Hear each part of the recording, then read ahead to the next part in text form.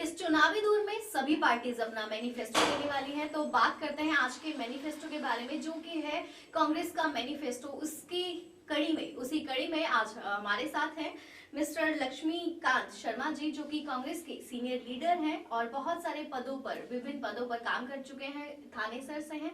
चलिए बात करते हैं इनसे। सर, स्वागत है आपका। जी, प्रणाम। सर, हम बात करेंगे कांग्रेस की मैनिफेस्टो की, जिसमें मैंने आज ही मैनिफेस्टो देखा और उसमें पॉजिटिव चीज ये है कि जो आपके पॉइंट्स हैं वो बहुत स्पेसिफिक हैं। उसमें सबसे इजी ये रहता है कि आप लोगों को क्लियर रहता है आपने क्या करना है, और बाद में जनता को और या हम सबको मतलब क्लियर रहता है कि हमें कैसे उसको इवेलुएट करना है। तो उसकी सबसे जो पॉजिटिव थिंग थी वो ये थी। तो चलिए अब आप बताइए कि आपके मैनिफेस्टो में क्या डिफरेंट है। जी मोनिका जी, सबसे पहले तो मैं आपका शुक्रिया अदा करता हूँ दो चीज़ के लिए कि आपने मुझे यहाँ बुलाया, बात करने के लिए बुलाया, और दूसरा सबसे बड़ा जो आपका थैंक्स मैं करना चाहूँगा कि आपने कांग्रेस के जो मैनिफेस्टो है उसको पॉजिटिव डिक्लेयर किया है। मैं सबसे बड़ी सी बात के लिए आपका शुक्रिया अदा करता हूँ। दूसरी बात आपने जो कही है कि सारे पॉइंट्स क्लियर हैं, मैं इस मामले में सिर्फ एक ही बात कहना चाहता हूँ कि कांग्रेस पार्टी जिस दिन से फॉर्मेट हुई थी, जब कांग्रेस बनी थी, चाहे वो आज़ादी के आंदोलन में हिस्से लेने की बात थी, चाहे आज़ादी के बाद देश की बागडोर संभालने की बात रही है, कांग्रेस पार्टी हमेशा अपने सभी पॉइंट्स पर क्लियर रही है। कांग्रेस का कभी भी कोई छुपा हुआ जो एजेंडा है वो नहीं रहा। कांग्रेस ने जब भी कोई बात की है, अगर वो आपके हक की है तो भी कांग्रेस ने खुलेआम की है, अगर आपको पसंद नहीं है तब भी कांग्रेस ने बड़े स्पष्ट तौर पर अपने इरादों को स्पष्ट किया है। भारतीय जनता पार्टी की तरह से कभी नहीं किया कि हिडन एजेंडा कुछ और होता है, जनता के बीच में कुछ और होता है, कहते कुछ और हैं, करते कुछ और हैं। कांग्रेस के जो हमारे अध्यक्ष हैं आदरणीय राहुल गांधी जी, समस्त कांग्रेस पार्टी उनको इस बात के लिए धन्यवाद देती है कि इस बार का जो मैनिफेस्टो है, वैसे तो कांग्रेस जिस दिन से सत्ता में आई है 1947 से लेकर आज तक, कांग्रेस की जो घोषणा पत्र हैं, कांग्रेस के जो चुनावी वायदे होते हैं वो जनता के हक के लिए होते हैं। व्यापारी, कर्मचारी, मजदूर, किसान, हर दिहाड़ीदार के जो है फायदे के लिए कांग्रेस का जो हमेशा एजेंडा रहा है। लेकिन इस बार कुछ थोड़ा सा अलग हटके उसके अंदर चीजें शामिल की गई हैं। चाहे वो जैसे हमने आदरणीय राहुल जी ने जो सबसे बड़ा एजेंडा लिया है, हर गरीब परिवार के लिए जो 20 करोड़ की आबादी है लगभग, उसके लिए एक एजेंडा लेकर के आए हैं कि 72,000 रुपए पर साल, यानी कि 6,000 रुपए महीना हर गरीब परिवार को कम से कम, जिसको उसको न्यूनतम गारंटी आय योजना का नाम दिया गया है। और गारंटी शब्द मैं इसलिए कहना चाहता हूं कि राहुल जी जब भी कोई बात करते हैं गारंटी के साथ करते हैं, वो जुमले नहीं करते, वो फेंकते नहीं है, वो कोई ऐसी बात नहीं करते जो आपके हद के बीच में ना हो। लेकिन मैं आपकी इसी बात पे आपको कहना चाहूंगी कि हमारी बीजेपी ने भी बहुत सारे वादे किए थे कि इतना पैसा आएगा, काला धन एंड ऑल, वो सब हुआ। तो हम कैसे, मतलब जो जनता है बेचारी, वो कैसे ये मान लेगी जो आप लोग भी कह रहे हैं, आप उस पर खरा उतरेंगे? लाइक हम कैसे बिलीव कर सकते हैं? दो चीजें हैं आपके पास इसके लिए। मैं कोई अपनी तरफ से नहीं कहना चाहूंगा कि मैं कांग्रेस से संबंध रखता हूँ इसलिए ये बात कह रहा हूँ। मैं भारत का नागरिक हूँ, इस देश का सच्चा बेटा हूँ। उस लिहाज से मैं आपको दो उदाहरण देना चाहता हूँ। पहला तो ये है कि 1947 से लेकर के आज तक का आप इतिहास कांग्रेस का उठाइए, कांग्रेस ने जो कहा है वो किया है, और जो नहीं कहा, घोषणा पत्र में भी कई बार नहीं कहा। मैं पिछली बार का एक उदाहरण देना चाहता हूं कि जब हरियाणा के अंदर 2005 में कांग्रेस की सरकार सत्ता में आई थी, उस वक्त किसानों का जो 1600 करोड़ रुपए का कर्ज माफी की बात थी, वो कांग्रेस के घोषणा पत्र में शामिल नहीं थी। लेकिन जब सरकार सत्ता में आई, केंद्र में कांग्रेस आई, उसके बाद हरियाणा में कांग्रेस आई, तब कांग्रेस ने यह महसूस किया था कि इस देश का जो किसान है, जो हरियाणा का किसान है, वो बहुत ज्यादा पिछड़ा हुआ है। और बिना मैनिफेस्टो में इस बात को लिए हुए भी हरियाणा सरकार ने 1600 करोड़ रुपए के जो बिजली के बिल थे वो माफ किए थे हरियाणा के किसानों के।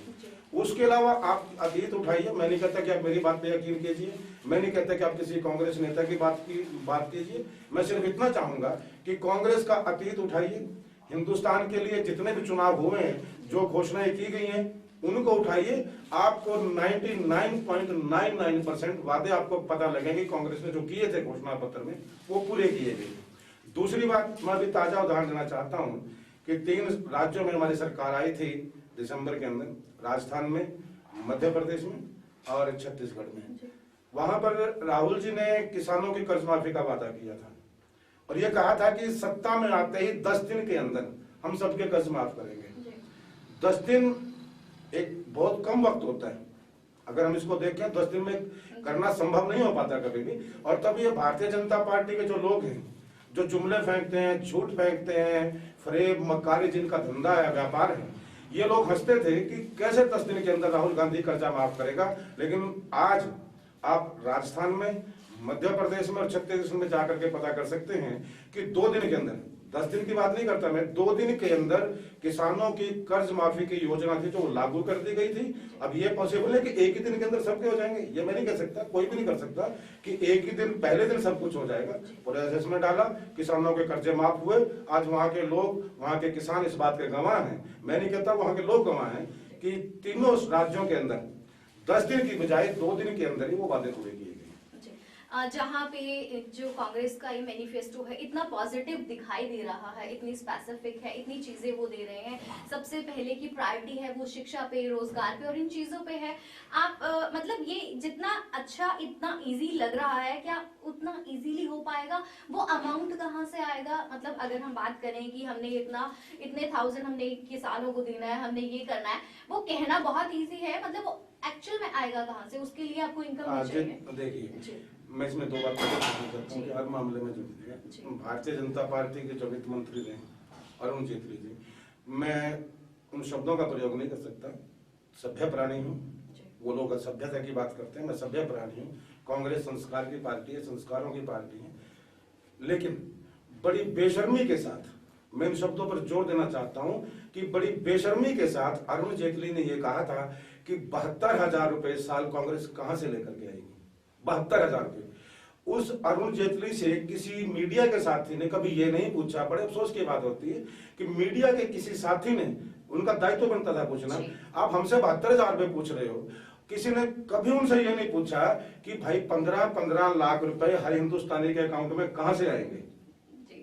और वो व्यक्ति, देखिए, अगर एक आदमी साफ सुथरा है वो बात कर सकता है, कोई चोर नहीं है, वो दूसरे को चोर कह सकता है, लेकिन एक आदमी सबसे बड़ा डकैत है, सबसे बड़ा चोर है, सबसे बड़ा मक्कार है, सबसे बड़ा बेईमान है, अगर वो आदमी दूसरे की ईमानदारी पर सवाल उठाता है तो मैं समझता हूँ सिवाय मजाक कर कुछ लगता नहीं। शायद इसी तो पॉलिटिक्स कहते हैं। मैं आपकी भी इस बात को कहूंगी, मैं ये मतलब आपकी हाँ में हाँ नहीं मिला सकती कि वो चोर है या क्या है, आई डोंट नो। हम बात करेंगे आज के मैनिफेस्टो की। जो अभी टॉपिक मैंने नहीं छेड़ा है राजनीति में, मतलब जो रोजगार हो गया, शिक्षा हो गया मैनिफेस्टो में, बट और इसके अलावा कोई ऐसा टॉपिक जो आप जनता को बताना चाहें कि आप क्या करने वाले हैं? देखिए, 72,000 रुपए की सबसे पहले मैं बात क्लियर करना चाहता हूँ। 72,000 रुपए कोई इतना बड़ा अमाउंट नहीं है कि जिसको लेकर के इतनी हाई तौबा की जाए। ये एक बड़ा स्पेसिफिक अमाउंट है जिसको मैनेज किया जा सकता है। किसानों के कर्जे कांग्रेस ने माफ किए हैं, वो भी तो मैनेज किए हैं। 1600 करोड़ रुपए हरियाणा के अंदर माफ किया था। कोई बताए मुझे इस बात को लेकर कि कहीं कोई दिक्कत आई क्या सरकार में, या किसी व्यक्ति को परेशानी आई क्या? मैं एक उदाहरण आपको देना चाहता हूँ कि 2012 के अंदर जब पूरा विश्व मंदी के दौर से गुजर रहा था, अमेरिका जैसे देश के अंदर, यूएसए के अंदर भी नौकरियों में छंटनी हो रही थी, हिंदुस्तान के अंदर मनमोहन सिंह जी प्रधानमंत्री थे, एक भी व्यक्ति की नौकरी नहीं गई थी। कांग्रेस ने कैसे मैनेज किया, मनमोहन सिंह ने कैसे मैनेज किया, ये कांग्रेस की हेडेक थे और कांग्रेस ने उसको अपना वादा पूरा किया। हिंदुस्तान के किसी भी एक व्यक्ति की रोजगार नहीं छीना और देश उसी ढांचे पर खड़ा रहा। आज उसकी तुलना कीजिए, जो 70 साल की बात कर लेते हैं ये लोग, आज पूरे विश्व के अंदर कहीं भी मंदी की मार नहीं है, कहीं मंदी का दौर नहीं है, लेकिन हिंदुस्तान के अंदर आप कहीं चले जाएं बेरोजगारी है, युवा सड़कों पर है। इसीलिए तो मेरा सवाल था आपसे कि इतनी बेरोजगारी में आप शिक्षा कैसे देने वाले हैं, आप ये रोजगार कैसे देने वाले हैं, आप ये 72,000 रुपए कैसे देने वाले हैं?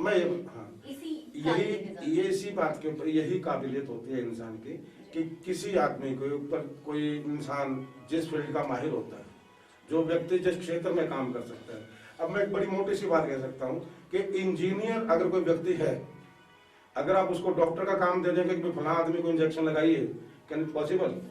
किसी डॉक्टर को अगर आप कहें कि भाई सड़क निर्माण का कार्य कीजिए, क्या पॉसिबल है?